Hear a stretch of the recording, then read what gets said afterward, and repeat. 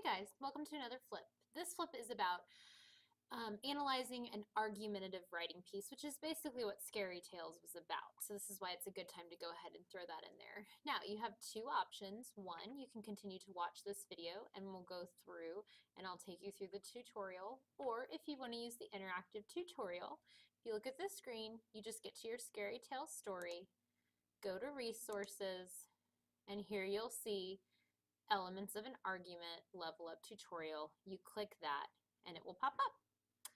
I already have mine ready to go, so if you're going to go ahead and do this on your own, go ahead and do that. If not, continue watching the video. Okay, so the purpose of this is to look at elements of an argument because this is going to be a really important piece of writing that we do throughout this school year. All right, so basically an argument, like I've told you guys before, is taking the place of persuasive writing. So just to kind of get you into the powers of persuasion, a movie trailer that introduces audience to the latest action-packed blockbuster, newspaper editorial discusses the problems of pollution.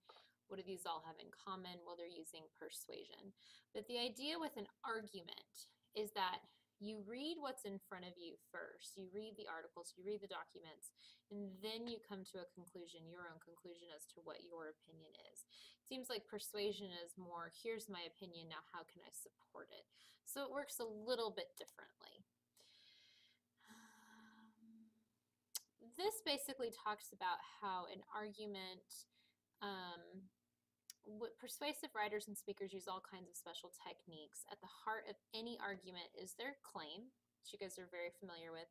It's your position on the problem or issue, but you also have to have support. So that's where you guys already know, that's where you're going to add in your pieces of evidence in order to support it.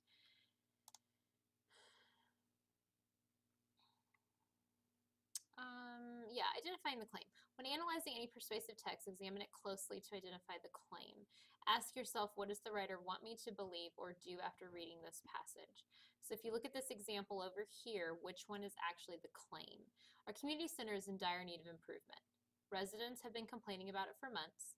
To begin with, much of the equipment should be replaced. The children's sports gear is falling apart, and the exercise equipment is outdated. Also, the swimming pool needs to be repainted. So obviously, knowing what we know, which one is the point? What are they trying to convince us of? Well, sentence one, that the community center is in dire need of improvement. Okay, so support for a claim. You can't just have the claim without support. You guys know that you have to have evidence. So there's different ways you can have evidence, and here they are. You can have a fact, a statement that can be proved. You can use a quotation, which we've done numerous times throughout, documented records of someone's comments about the topic. You can use an example, specific instance that illustrates the general idea. It needs to be very specific, so be careful with that one. You can use a statistic, a fact given in number form, or you can use an anecdote, a brief account of an event that can be used to illustrate a point. Okay, skip that one. Skip that one. Okay, this is important. Counter argument. This is something that may be new for you guys as 8th graders. A counter argument is to strengthen your argument. Some writers use counter arguments.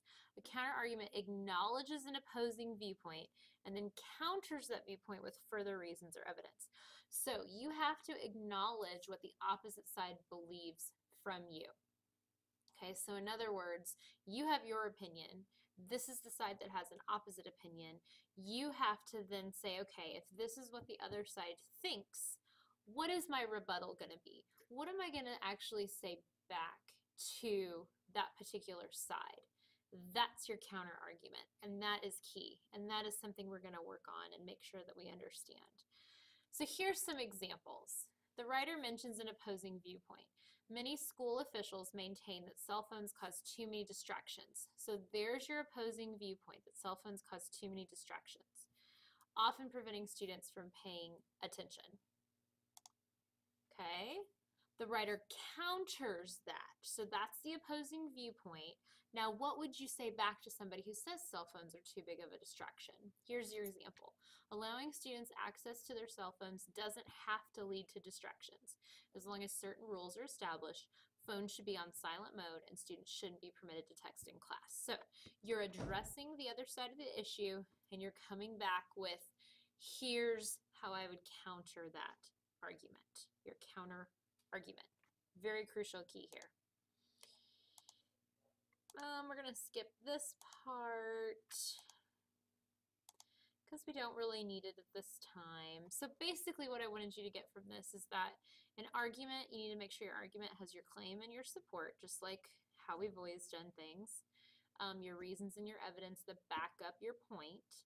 And you also need to make sure you're starting to use the counter argument idea. You need to acknowledge the opposing viewpoint and then come back and say, this is my counter argument. This is what I would say back to that opposing viewpoint. Okay, it just strengthens your overall piece. Okay, that is it for today.